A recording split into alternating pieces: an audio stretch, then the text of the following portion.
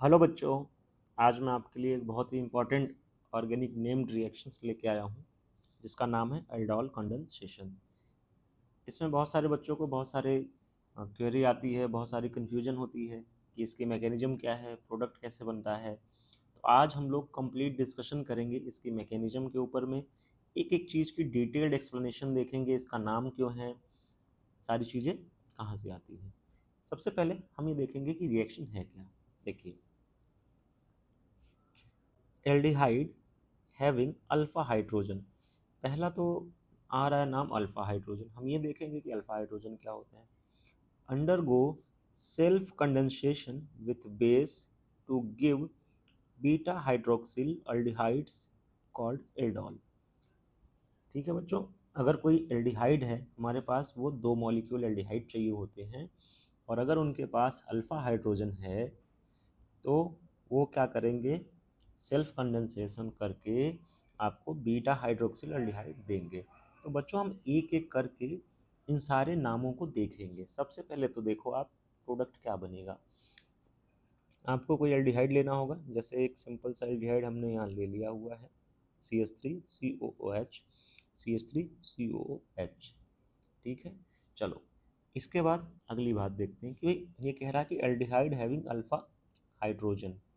ठीक है, तो हमें ये समझना है कि अल्फा हाइड्रोजन क्या है।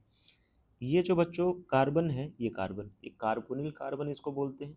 ये जो कार्बन है, इसके जस्ट साइड में जो दूसरा कार्बन होता है उसको हम लोग अल्फा कार्बन बोलते हैं। तो इस कार्बन की पोजीशन क्या होगी, अल्फा कार्बन। इस कार्बन से जो भी हाइड्रोजन अटैच्ड होगा इसको हम लोग नाम देंगे अल्फा हाइड्रोजन। ठीक है, पहली चीज़ आप क्लियर हो जाओ कि एल्डोल कंडेंसेशन रिएक्शंस वही अल्डिहाइड देंगे जिनके पास अल्फा हाइड्रोजन होगा। तो अल्फा हाइड्रोजन आप पता कैसे करोगे, अल्कोहल के पास, सॉरी, कार्बोनिल कार्बन के जस्ट बगल में जो कार्बन है उसका नाम है अल्फा कार्बन, और उससे अटैच जो हाइड्रोजन है उसका नाम है अल्फा हाइड्रोजन। यहाँ पे भी अल्फा कार्बन है और यहाँ पे भी अल्फा हाइड्रोजन है। ठीक है, चलिए, ये बेस के साथ रिएक्शन होनी है, तो बेस हमारा OH माइनस है। इसके बाद प्रोडक्ट आपका बन रहा है बीटा हाइड्रोक्सिल अल्डिहाइड। अब हम आज देखते हैं कि नाम क्यों पड़ा बीटा हाइड्रोक्सिल अल्डिहाइड। तो जैसा कि हमने आपको बताया था, आप यहाँ देखो, यहाँ पे भी एक अल्डिहाइड है बेसिकली। तो इस कार्बन से रिलेटेड हम नाम देते हैं, जस्ट पहले कार्बन को नाम देते हैं अल्फा, दूसरे कार्बन को नाम देते हैं बीटा। अब आप देखो बीटा वाली पोजीशन पे कौन जुड़ा हुआ है, OH। OH को आपको मालूम है कि हाइड्रोक्सिल ग्रुप भी हम लोग बोलते हैं। तो इसका नाम हुआ बीटा हाइड्रोक्सिल, क्योंकि बीटा पोजीशन पे OH है। अल्डिहाइड क्योंकि यहाँ पे आपका अल्डिहाइडिक ग्रुप है। और अल्डोल नाम कहाँ से आया बच्चों। अब एक मेन चीज़ ये भी है कि अल्डोल नाम का क्या मीनिंग है। तो चलो, अल्डाल जो है एल्डिहाइड प्लस अल्कोहल का शॉर्ट फॉर्म है। बेसिकली अल्डोल क्या है, एल्डिहाइड प्लस अल्कोहल का शॉर्ट फॉर्म, अल्डोल। ठीक है, तो अल्डोल रिएक्शन, ये आपका ALD हो गया, यहाँ से OL हो गया, ये आपका नाम हो गया एल्डोल कंडेंसेशन। आपको नाम अब सारे क्लियर हो गए होंगे, जो भी इसमें यूज करते हैं, आप बुक्स में पढ़ते होंगे, वहाँ क्लियर नहीं हो पाता होगा। हमें अब ये पता चल चुका है कि अल्फ़ा हाइड्रोजन क्या है। ठीक है, हमें ये पता चल चुका है कि बीटा हाइड्रोक्सिल अल्डिहाइड्स का क्या मतलब है, या फिर अल्डाल का।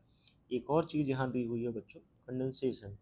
कंडेंसेशन का मतलब होता है किसी भी रिएक्शन में वाटर का एलिमिनेट होना जनरली। ठीक है, चलिए, अल्फा हाइड्रोजन को मैंने यहाँ पे एक्सप्लेन करके आपको दिखा दिया है। इस कार्बन के एडजेसेंट कार्बन जो होता है वो अल्फा कार्बन होता है, उससे जुड़े हुए जो हाइड्रोजन होते हैं वो अल्फा हाइड्रोजन होते हैं। ठीक है, कंडेंसेशन का क्या मीनिंग है, कंडेंसेशन का मीनिंग है जनरली उस रिएक्शन में क्या होगा, वाटर का एलिमिनेशन होगा, वाटर बाहर निकलेगा। तो आओ अब हम इस मैकेनिज्म को देखते हैं और सारी चीज़ों को वेरीफाई करते हैं। चलिए, पहली मैकेनिज्म में जो पहला स्टेप है वो ये कहता है कि removal of an alpha hydrogen from aldehyde by the base. बच्चों OH माइनस जो है, ये जो आप OH माइनस देख रहे हैं, ये बेस है। बेस का काम होता है प्रोटॉन एक्सट्रैक्ट करना, जो कि H प्लस यहाँ से ले लेगा और ये बॉन्ड घूम करके CH2 के पास चला जाएगा, जिसकी वजह से इस पर नेगेटिव चार्ज आएगा। नीचे आप देखो, ये OH और ये मिल करके वाटर बना लिया। उसके बाद इस कार्बन पे ये जो बॉन्ड है मूव करके जाएगा तो यहाँ बनेगा नेगेटिव। क्लियर है, नेगेटिव बन जाएगा। और ये सिंगल बॉन्ड सिंपल सा है, कार्बन डबल बॉन्ड OH। देखो यहाँ पे वाटर एलिमिनेट हो गया, ठीक है। ये पहली चीज़ हमने देख ली, वाटर एलिमिनेट हो गया, कंडेंसेशन का मीनिंग समझ में आ गया। अब यहाँ पे बच्चों आप देखोगे कि एक रेजोनेंस बन रहा है, ये सिंगल बॉन्ड यहाँ मूव करेगा, उसके बाद डबल बॉन्ड यहाँ से यहाँ मूव करेगा। क्लियर है, ये निगेटिव चार्ज यहाँ से यहाँ मूव करेगा, डबल बॉन्ड यहाँ से यहाँ, जिसका एक रेजोनेटिंग स्ट्रक्चर आपको ये मिल रहा है। ये देखो यहाँ से नेगेटिव चार्ज, इसको हम लोग इनोलेट एनायन बोलते हैं, ठीक है। क्या नाम होता है, इनोलेट एनायन। और ये बेसिकली इस फॉर्म में हमारे काम में आता है। अब आइए दूसरे स्टेप की बात करते हैं। सेकेंड स्टेप में क्या होगा, जो आपका इनोलेट एनायन है attacks the carbonyl carbon of the second molecule, दूसरे मॉलिक्यूल के कार्बोनिल कार्बन पे अटैक करेगा। देखिए CH2 माइनस CHO, यही हमारा क्या है, इनोलेट एनायन, ठीक है। इनोलेट एनायन हमारा यही है। ध्यान से देखना बच्चों आप, इसका नेचर कैसा है, न्यूक्लियोफिलिक। ज़्यादातर बच्चों की कन्फ्यूजन ये होती है कि ये अब यहाँ से जब अटैक करेगा इसी पोजीशन पे क्यों जा रहा है, हम ये पता कैसे करेंगे क्यों ये इस पोजीशन पे नहीं गया, इस CH3 पे क्यों नहीं चला गया। तो अब हम इसको सीखने की कोशिश करेंगे कि ऐसा क्यों नहीं हुआ। देखो ये न्यूक्लियोफाइल है, ध्यान से देखो न्यूक्लियोफाइल, न्यूक्लियोफाइल वहीं पे अटैक करेगा जहाँ पे इलेक्ट्रोफाइल हो, मतलब इलेक्ट्रॉन की कमी हो। हमें पता है न्यूक्लियोफाइल हमेशा इलेक्ट्रोफाइल के पास जाता है। तो हम ये देखेंगे कि ये जो कार्बन है और ये जो कार्बन है, इन दोनों में सबसे ज़्यादा इलेक्ट्रोफाइल कार्बन कौन सा है, किसके पास इलेक्ट्रॉन की कमी। आप देखोगे इससे ऑक्सीजन जुड़ा हुआ है, ऑक्सीजन क्या करेगा, कार्बन से ज़्यादा इलेक्ट्रोनेगेटिव होता है, जिसकी वजह से वो इसका यहाँ पे इलेक्ट्रॉन डेंसिटी अपनी तरफ विड्रॉ करेगा, ये इलेक्ट्रॉन डेंसिटी अपनी तरफ खींचेगा, जिसकी वजह से इस कार्बन पे डेल्टा पॉजिटिव चार्ज आ जाएगा, ठीक है। यहाँ पे क्या जनरेट हो जाएगा, डेल्टा पॉजिटिव चार्ज। बेसिकली ये एक इलेक्ट्रोफाइल सेंटर की तरह काम करेगा, जिसकी वजह से ये CH2 माइनस सीधे जाके यहाँ पे अटैक कर जाएगा और ये सिंगल बॉन्ड ब्रेक होकर के ऑक्सीजन के ऊपर नेगेटिव चार्ज बन जाएगा, जो कि हम नीचे देखेंगे कि यहाँ से ये नेगेटिव चार्ज इस कार्बन पे अटैक किया और ये मूव करके यहाँ गया। आप देखिए ये सिंगल बॉन्ड यहाँ अटैक किया तो एक सिंगल बॉन्ड बना।